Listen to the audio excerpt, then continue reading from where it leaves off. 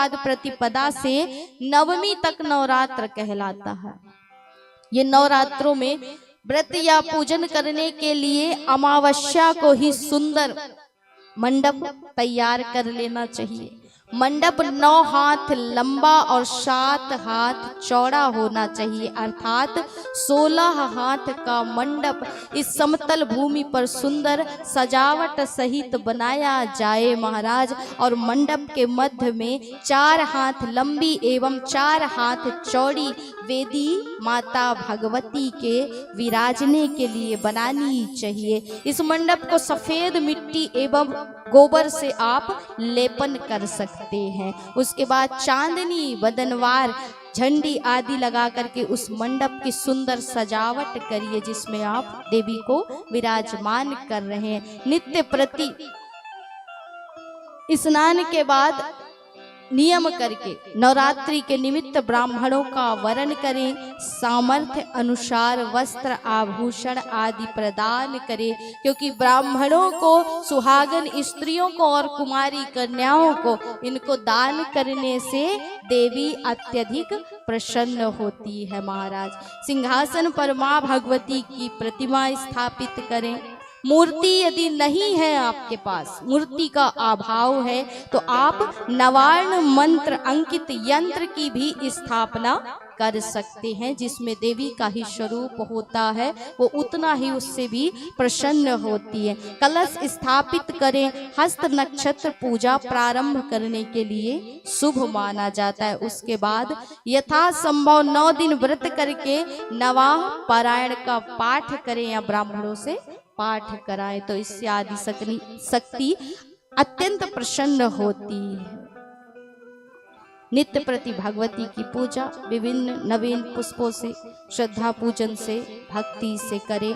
उसके बाद आई कन्या पूजने की बारी महाराज, कन्या पूजन की। तो प्रथम दिन 1 कन्या, द्वितीय दिवस 2 कन्या, तृतीय दिवस 3 कन्या, इस प्रकार 9 दिनों तक 9 कन्याओं को भोजन प्रसाद ग्रहण कराना चाहिए और उनकी प्रसन्नता के अनुकूल उनको सुंदर वस्त्र आभूषण जो भी आप दे सकते हैं वो प्रदान करने से देवी प्रसन्न होती है। कहते हैं कि कन्या का अर्थ होता है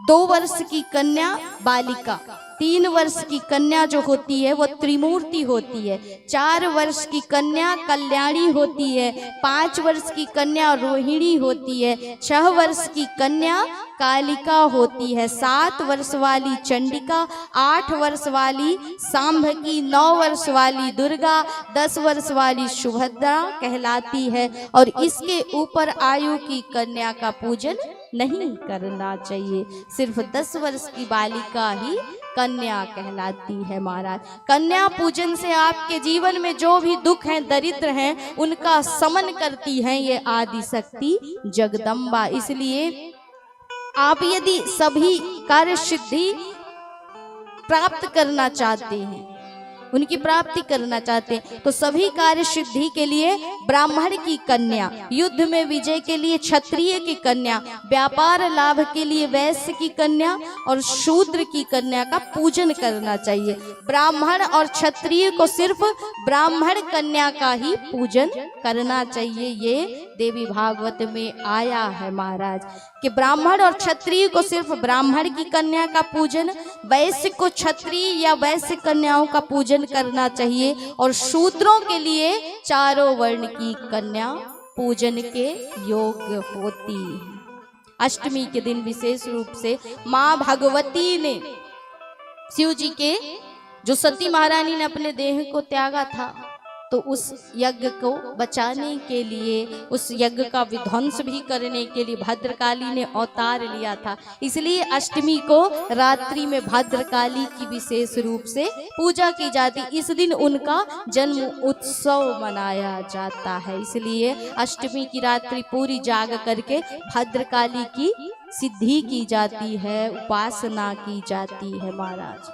इस प्रकार यदि आप पूरे नवरात्र व्रत करके इसका पालन कर सकते हैं तो अच्छी बात है, नहीं तो जो 3 दिन भी व्रत करते हैं उनको भी इसका पूर्ण फल प्राप्त होता है।